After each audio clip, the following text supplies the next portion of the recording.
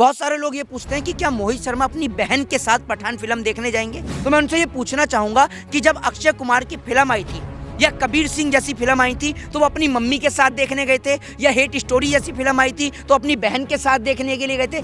Trailer कैसी लगी आपको? सबसे पहले बीजेपी के नेताओं को बताऊंगा कि अपने बच्चों को पढ़ाएं, क्योंकि फिल्म का तो ट्रेलर लॉन्च हो चुका है, आपके बच्चे ट्रेलर भी नहीं बन पाएंगे। किसी धर्म का अगर अपमान हुआ है तो उसका विरोध खुल के करना। मैं आपसे एक चीज कहता हूँ कि धर्म का अपमान कैसे हो गया, और दूसरी बात, अगर धर्म का अपमान हुआ तो सेंसर बोर्ड ने उस क्लिप को कट कर दिया है। जब उस चीज को कट कर दिया है तो अब आप किस चीज का विरोध कर रहे हैं? अक्षय कुमार की जो भूल भुलैया आई थी उसमें कैसे भगवा का अपमान किया गया था, तब आपको नहीं दिखा? मनोज तिवारी के गाने में भगवा का अपमान किया गया, तब आपको नहीं दिखा?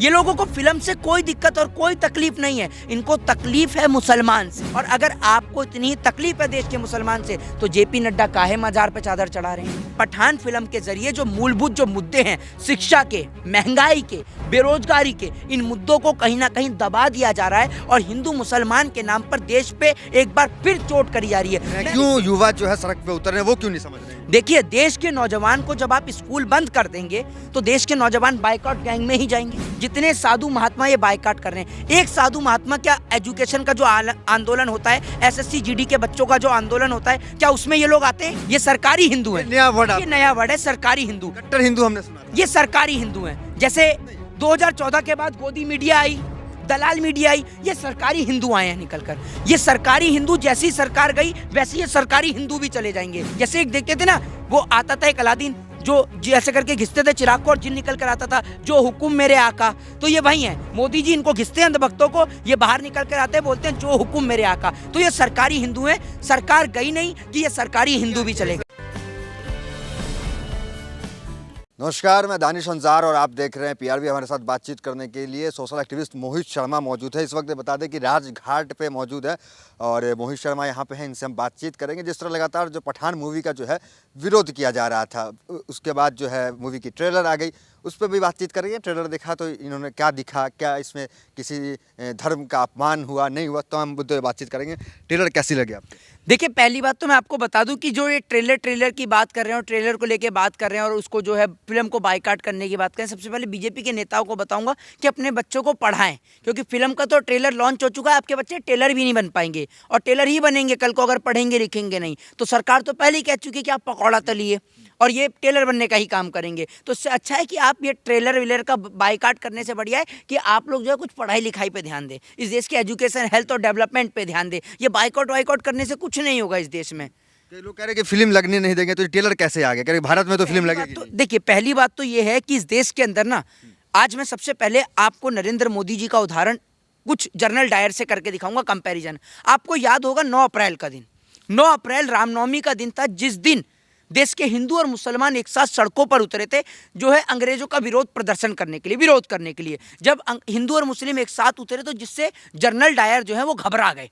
जनरल डायर इतना घबरा गए कि जनरल डायर ने 1600 कुछ राउंड जो है वो गोलियां चलवाई। जलियांवाला बाग कांड जो हुआ था, आपको पता होगा जलियांवाला कांड जो हुआ था, उसके चलते 1600 राउंड से ज़्यादा गोलियां जो हैं वो जनरल डायर ने चलवाई थी। क्योंकि इस देश के अंदर हिंदू मुस्लिम की एकता, जब हिंदू मुस्लिम एक साथ आया है तब सरकार की कुर्सियां हिली हैं। डिवाइड एंड रूल यानी फूट डालो शासन करो की जो नीति थी वो खराब हो जाती, जिसके चलते जो जलियांवाला। कहाँ से आप कहाँ पहुँचा दिए? मुद्दा है कि किसी धर्म का अगर अपमान हुआ है तो उसका विरोध खुल के करना। मैं आपसे एक चीज कहता हूं कि धर्म का अपमान कैसे हो गया, और दूसरी बात, अगर धर्म का अपमान हुआ तो सेंसर बोर्ड ने उस क्लिप को कट कर दिया है। जब उस चीज को कट कर दिया है तो अब आप किस चीज का विरोध कर रहे हैं और किस मुंह से विरोध कर रहे हैं? शब्द पे भी आपत्ति है लोगों को, क्योंकि पठान तो यहाँ के थोड़ी है, वो कोई राष्ट्रवादी थोड़ी होती है। नहीं, पहली बात आप मुझे एक चीज बताइए कि पठान, जब नरेंद्र मोदी जी खड़े होकर कहते हैं कि मैं पठान का बच्चा हूं, तो फिर आप क्यों नहीं कहते प्रधानमंत्री से?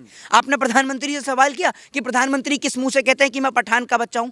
एक बात आप मुझे बताइए, जब शाहरुख खान फिसल गई, सुनिए, जबान कैसे फिसल जाएगी कि प्रधानमंत्री पूरा ऑफिशियली भाषण देते हैं, आप कैसी बात करते हैं, जबान कैसे फिसलेगी? बोलते हैं कि पठान का बच्चा हूं, सच बोलता हूं, झूठ नहीं बोलता, प्रधानमंत्री जी बोलते हैं। जरा भाषण सुनिएगा आप, कैसे जबान फिसलेगी? दूसरी बात ये कि आपने बात करी शाहरुख खान की, एक बात आप मुझे बताइए, शाहरुख खान की फिल्मों को लोग देश में नहीं पूरे विदेश में पसंद करते हैं। जब शाहरुख खान विदेश में जाते हैं ना तो लोग सबसे पहले पूछते हैं कि ये कहाँ से हैं, तो नाम आता है भारत देश का, इंडिया का, जिसके साथ साथ शाहरुख खान का तो नाम होता ही होता है, हमारे देश के तिरंगे का, हमारे देश की मिट्टी का और भारत देश का भी नाम रोशन होता है। ये बड़े गौरव की बात है कि कोई हमारे देश के व्यक्ति को पूरे विश्व में पसंद किया जा रहा है।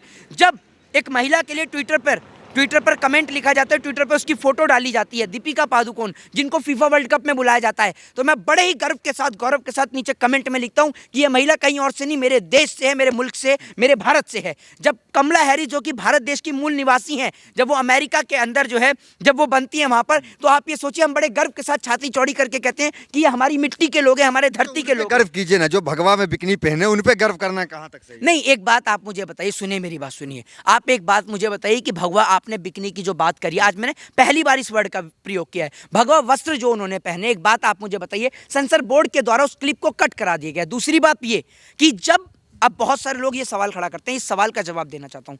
बहुत सारे लोग ये पूछते हैं कि क्या मोहित शर्मा अपनी बहन के साथ पठान फिल्म देखने जाएंगे, या मोहित शर्मा अपनी मम्मी के साथ पठान फिल्म देखने जाएंगे? तो मैं उनको यही जवाब देना चाहूंगा, क्योंकि उनको उन्हीं की भाषा समझ में आती है। तो मैं उनसे ये पूछना चाहूंगा कि जब अक्षय कुमार की फिल्म आई थी या कबीर सिंह जैसी फिल्म आई थी तो वो अपनी मम्मी के साथ देखने गए थे, या हेट स्टोरी जैसी फिल्म आई थी तो अपनी बहन के साथ देखने के लिए गए थे, किसके साथ देखने के लिए गए थे? जरा इस सवाल का जवाब दें। अक्षय कुमार की जो भूल भुलैया आई थी उसमें कैसे भगवा का अपमान किया गया था, तब आपको नहीं दिखा? एक बात आप मुझे बताइए, मनोज तिवारी के गाने में भगवा का अपमान किया गया, तब आपको नहीं दिखा? आपको तो ये सब चीजों को सोचना चाहिए। दूसरी बात ये कि आज ऊपर बैठे ये लोग जो बाइकाट करें ना, ऊपर बैठे इनके पूर्वज आज इनके ऊपर थूक रहे होंगे और बोल रहे होंगे कि हमने देश की आज़ादी के लिए अपने सीने पर गोली खा ली, और ये आज फिर दोबारा से वही काम कर रहे हैं जिस काम को हमने जो है ख़त्म करने की कोशिश करी थी, यानी हिंदू और मुसलमान को बांटने की। आज फिर ये लोग हिंदू मुसलमान के नाम पर लड़ रहे हैं। ये लोगों को फिल्म से कोई दिक्कत और कोई तकलीफ नहीं है, इनको तकलीफ है मुसलमान से, देश के मुसलमान से, और ये ना जाने क्यों तकलीफ है इनको, ये मुझे समझ में नहीं आ रहा। मैं इनसे एक चीज पूछना चाहता हूं कि क्या आप इस देश के अंदर राम प्रसाद बिस्मिल और अशफाकुल्ला खां को भूल जाएंगे? मैं आपसे पूछना चाहता हूं, क्या आप भूल जाएंगे क्या? एक बात आप मुझे बताइए, काकोरी कांड की घटना हुई, राम प्रसाद बिस्मिल और अशफाकुल्ला खां को एक साथ फांसी के फंदे पर झुला दिया गया। अशफाकुल्ला खान अगर राष्ट्रवादी होते तो जरूरी थोड़ी है कि कोई दूसरा खान भी राष्ट्रवादी हो जाए। अब्दुल हामिद क्या राष्ट्रवादी नहीं थे? मीर उस्मान अली क्या राष्ट्रवादी नहीं थे? मौलाना अब्दुल कलाम आजाद क्या राष्ट्रवादी नहीं थे? शाहरुख खान ने कौन सा जंग लड़ लिया देश के लिए? आप कैसी बात कर रहे हैं? देखिए सुनिए, देश के लिए जंग लड़ने वाला ही सिर्फ राष्ट्रवादी नहीं होता, जो भारत देश के तिरंगे को कैसे भी किसी भी प्रकार से अगर ऊपर करता है, ऊंचा करता है, वो भी देश का राष्ट्रवाद है। अगर वो अपनी फिल्म के जरिए देश विदेश में नाम कमाते हैं तो क्या नाम भारत देश का नहीं होता? आज एक बात बताइए, एक बेटी के साथ देश की राजधानी के अंदर उसको 8 किलोमीटर तक घसीटा जाता है नए साल के जश्न के दौरान। मैं आपसे एक प्रश्न करता हूं, साध्वी प्रज्ञा ठाकुर जो बयान देती, जो कि भोपाल से सांसद है, जो कहती हैं कि अपनी छुरियों के अंदर धार लगा लीजिए, क्या वो उस बेटी के परिवार से मिलने के लिए आई? इस सवाल का मुझे जवाब दीजिए। या फिर स्मृति ईरानी उनसे मिलने के लिए आई, या वित्त मंत्री निर्मला सीतारमण उनसे मिलने के लिए आई? अभी कुछ दिन बाद जो है सदन शुरू होने वाला है, पार्लियामेंट का सेशन शुरू होने वाला है। मैं देखना चाहूंगा कि क्या पार्लियामेंट के अंदर स्मृति ईरानी देश की उस बेटी के लिए बोलेंगी जिसके साथ राजधानी के अंदर उसको 8 किलोमीटर तक गाड़ी से घसीटा गया? बताइए आप मुझे, बोलेंगी क्या?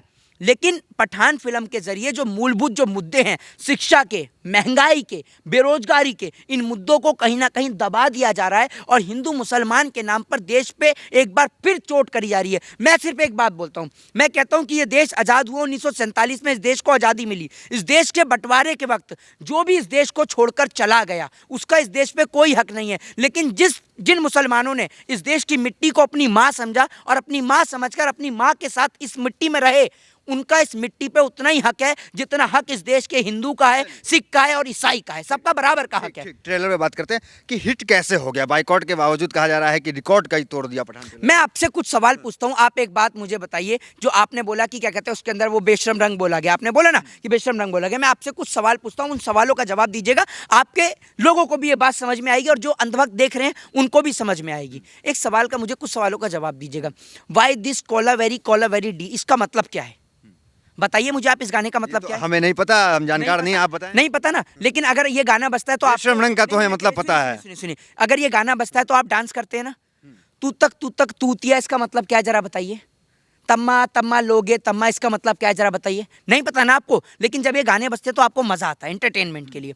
तो फिल्में जो होती हैं वो एंटरटेनमेंट के लिए होती हैं। फिल्मों में कभी ये नहीं देखा जाता, गानों में कभी ये नहीं देखा जाता, और कभी सोचा भी नहीं गया था कि क्या किसी गाने से, किसी फिल्म से किसी की भावना को आहत पहुंच सकता है। जब कोई फिल्म आती है तो सबसे पहले, या कोई सीरियल भी आता है, उसमें यही लिखा आता है जो आप डिस्क्लेमर पढ़ते हैं कि ये जो सब दृश्य हैं सब काल्पनिक हैं, ये सबसे पहले लिखा आता है, आपने देखा होगा कभी भी। तो जब वो लिखा आता है, फिल्म एक एंटरटेनमेंट का साधन है। तो लोग क्यों नहीं समझ रहे हैं, क्यों युवा जो है सड़क पे उतर रहे हैं, वो क्यों नहीं समझ रहे हैं? देखिए, देश के नौजवान को जब आप स्कूल बंद कर देंगे तो देश के नौजवान बाइकआउट गैंग में ही जाएंगे। आपने देश के नौजवान के लिए स्कूलों पर तो ताले लटका दिए हैं, आप स्कूल बनाते नहीं। एक बात आप मुझे बताइए, जितने लोग आज पठान फिल्म का बायकाट कर रहे हैं, जितने साधु महात्मा ये बायकाट कर रहे हैं, एक साधु महात्मा क्या एजुकेशन का जो आंदोलन होता है, एसएससी जीडी के बच्चों का जो आंदोलन होता है, क्या उसमें ये लोग आते हैं? बताइए, कभी इन साधु महात्माओं ने सामने आकर यह कहा है कि हिंदुओं के बच्चों को पढ़ने की जरूरत है, हिंदुओं के बच्चों को कलम और किताब उठाने की जरूरत है? नहीं बात करेंगे, नहीं बात करेंगे, क्योंकि दम नहीं है इनके अंदर बात करने का। और मैं तो बताएं क्या? जी जी जी जी बिल्कुल, आप बोलिए। वो कह रहे हैं कि पहले धर्म बचेगा तब तो कुछ होगा, धर्म ही नहीं मैं रहेगा। कहता हूं कि जब देश बचेगा तभी तो धर्म बचेगा, जब देश है तभी तो धर्म है।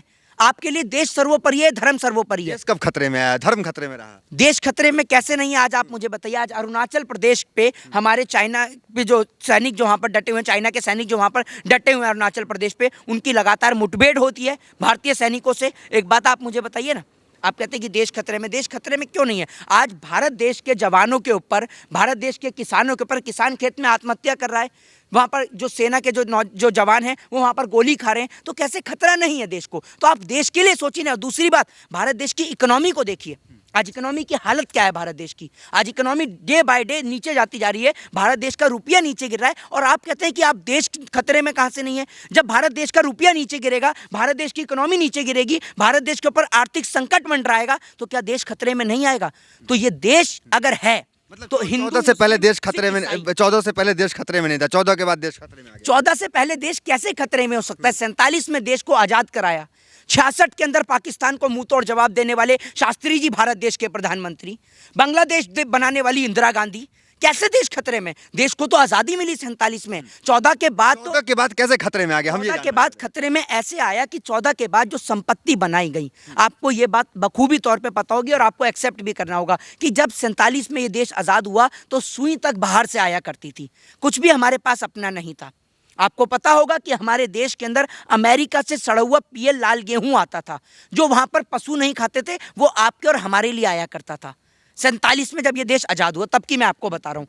उसके बाद हमारे देश के प्रधानमंत्री ने जय जवान जय किसान का नारा दिया, ठीक है? हमारे देश के अंदर खुद अनाज पैदा हुआ, हमारे देश के अंदर इसरो लगा, हमारे देश के अंदर एम्स बना, हमारे देश के अंदर वैज्ञानिकी के क्षेत्र में, प्रौद्योगिकी के क्षेत्र में स्कूल बने, बड़े बड़े अस्पताल बने, और तब कहीं जाकर हमारा देश डेवलप किया। हमारे देश में इतनी सारी सरकारी संस्थान बनी। अब आप पूछते हैं कि 14 में कैसे बर्बाद हुआ? 14 में बर्बाद ऐसे हुआ कि 47 से लेकर 14 तक जो भी संपत्ति बनाई गई, 14 में आकर उन संपत्तियों को नीलाम किया गया। रेलवे हो, बीएसएनएल हो, एयर इंडिया हो। अब निजीकरण को जब आप पढ़ेंगे, यानी प्राइवेटाइजेशन को जब आप पढ़ेंगे, इन सब विषयों पे कोई चर्चा नहीं करना चाहता है। जनाब, इस देश का दुर्भाग्य है कि कोई भी पत्रकार एजुकेशन के प्राइवेटाइजेशन को लेकर, रेलवे के निजीकरण को लेकर चर्चा करने को तैयार नहीं है, जबकि निजीकरण का बहुत बड़ा नुकसान है। लेकिन चर्चा पत्रकार करते हैं किसके ऊपर? पठान फिल्म के ऊपर। देखिए, निजीकरण के ट्रेलर के ऊपर। निजीकरण की मैं बात करता हूँ। निजीकरण इसलिए किया गया कि जो सरकारी जो कंपनियां थी, जो सरकारी संस्था थी,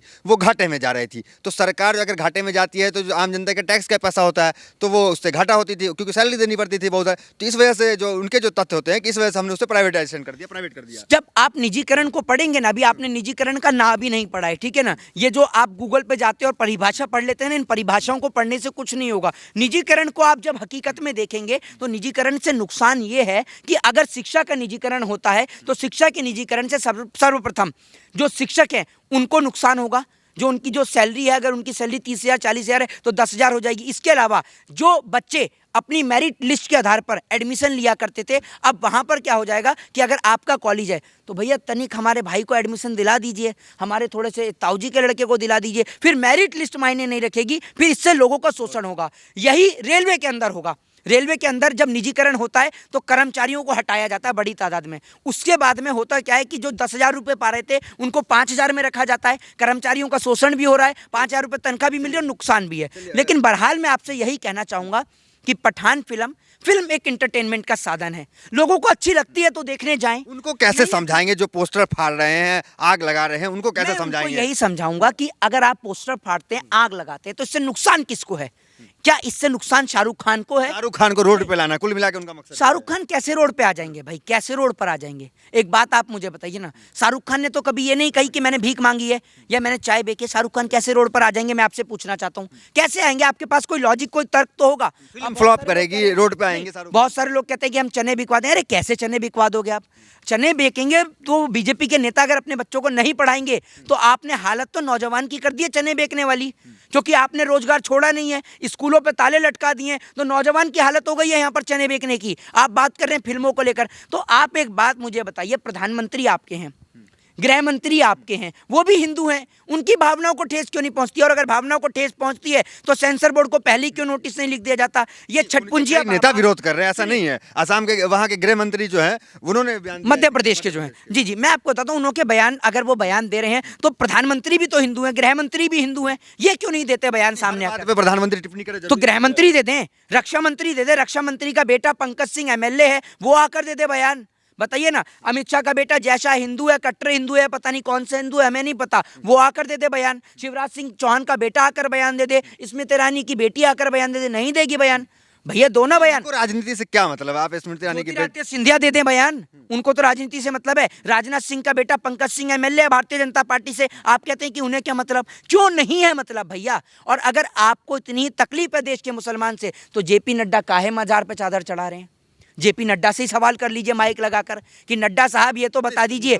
मुसलमान शब्द आप मत जोड़िए। शाहरुख खान से अगर तकलीफ है, भावना को वो आहत करते हैं तो उनका विरोध होता है, मुसलमान का विरोध नहीं होता। एक बात मुझे बताइए, तो जहां देश के नेताओं को पैसा देना चाहिए, जहां बेटी को 8 किलोमीटर तक घसीटा गया, वहां पर वो नहीं आ रहे हैं। ये सोचिए ना, क्या किसी नेता ने या फिर साध्वी प्रज्ञा ठाकुर ने या स्मृति ईरानी ने, किसी ने भी अंजलि के लिए आवाज उठाई क्या? बताइए आप मुझे। मैं अंजलि के परिवार के साथ खड़ा हूं, पूरी तरीके से खड़ा हूं, क्योंकि वो बेटी मेरे देश की है, लेकिन कोई नेता उसके परिवार के साथ क्यों नहीं खड़ा है? शाहरुख खान तो लालच में दिए होंगे कि फिल्म हिट हो जाए, बड़ा विरोध चल रहा है। ये लालच बीजेपी के नेताओं को नहीं, ये सिंपैथी बीजेपी के नेताओं को नहीं चाहिए क्या? ये सिंपैथी उनको नहीं चाहिए, उन्होंने तो वोट भी लिया है, तो उनका तो सर्वप्रथम हक बनता है कि वो सबसे पहले दें। कैसे हिट हो गया ये बताइए पहले। देखिए, ट्रेलर तो इसलिए हिट हुआ है क्योंकि जिस चीज का ये लोग विरोध करते हैं, बाइकआउट करते हैं, उसको जनता अधिक मात्रा में पसंद करती है। ठीक है ना? कहने का मतलब ये है कि ये आंधी चल रही है, हवा चल रही है, और ये कूड़े की पत्तियां पड़ी हैं, कूड़े की जो पत्थर, जो पेड़ से जो पत्तियां गिरती हैं ना, कोकिले गिर जाती हैं, नीचे गिर जाती हैं पत्तियां, ये वो पत्तियां हैं जिनको हम कहते हैं अंधभक्त। ये हमारे देश के ही भाई हैं जिन्हों का माइंड डाइवर्ट कर दिया। सरकारी हिंदू हैं, ये सरकारी हिंदू हैं, ये नया वर्ड है, सरकारी हिंदू। कट्टर हिंदू हमने सुना था, ये सरकारी हिंदू हैं। जैसे 2014 के बाद गोदी मीडिया आई, दलाल मीडिया आई, ये सरकारी हिंदू आए हैं निकलकर। ये सरकारी हिंदू, जैसी सरकार गई वैसे ये सरकारी हिंदू भी चले जाएंगे। ये सरकारी हिंदू हिंदू नहीं है। नहीं, ये सरकारी हिंदू सिर्फ सरकार के उन्हीं मुद्दों पर बोलते हैं जिन पर मोदी जी की तारीफ करने हो। जैसे एक देखते थे ना, वो आता था एक अलादीन, जो ऐसे करके घिसते थे चिराग को और जिन निकल कर आता था, जो हुकुम मेरे आका, तो ये वही है। मोदी जी इनको घिसते हैं अंधभक्तों को, ये बाहर निकल कर आते हैं, बोलते हैं जो हुकुम मेरे आका। तो ये सरकारी हिंदू हैं। सरकार गई नहीं कि ये सरकारी हिंदू भी चले गए। सरकारी हिंदू को धर्म से कोई मतलब नहीं, इनको बस उत्पाद मचाना। अगर इनको धर्म से मतलब होता सरकारी हिंदुओं को, तो ये अक्षय कुमार का भी विरोध कर रहे होते, मनोज तिवारी का भी विरोध कर रहे होते, कंगना रनावत का भी विरोध कर रहे होते, निरहुआ का भी विरोध कर रहे होते। नहीं, लेकिन सरकारी हिंदू उन्हीं का विरोध करेंगे जो मोदी जी के खिलाफ बोल रहा है। समझिए आप। जवाब है काट है, यहाँ तो साधु संत भी विरोध कर रहे हैं। कौन से साधु संत कर रहे हैं?